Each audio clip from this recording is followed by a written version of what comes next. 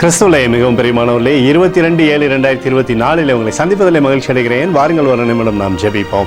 அன்பு தகப்பனே, இன்றைக்கு என்னுடைய பாதுகாப்புக்காய் ஜெபிக்கும்படி என் தேவனுடைய சமூகத்தில் வருகிறேன். என் தேவனுடைய நன்மையும் கிருபையும் அன்பும் ஆசீர்வாதம் விடுதலும் என்னுடைய வாழ்க்கையில் இருக்கும்படியாக ஜெபிக்கிறேன். எல்லா பொல்லாப்பு நாசமாசம் விலைக்கு நீங்கள் பாதுகாத்துக் கொள்ளுங்க. என் தேவனுடைய கரம் இவரோடு இந்த அற்புதத்தை செய்யட்டோம். உன்னை நிறைவானது இவரோடு இந்த செயல்படும்படியாக நீர் செய்தருளும்படி ஜெபிக்கிறேன். உடைய கிருபைக்குள்ளாக மூடி மறைத்துக் கொள்ளுங்க.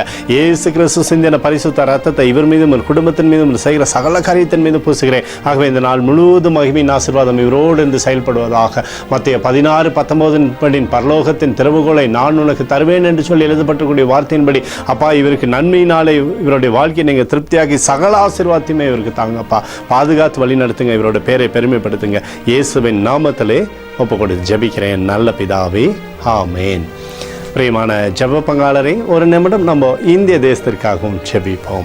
அன்பு தகப்பனே, 22/7/2024 தேசத்தின் நன்மைக்காய் ஜெபிக்கும்படியாக என்னுடைய சமூகத்தில் வருகிறேன்.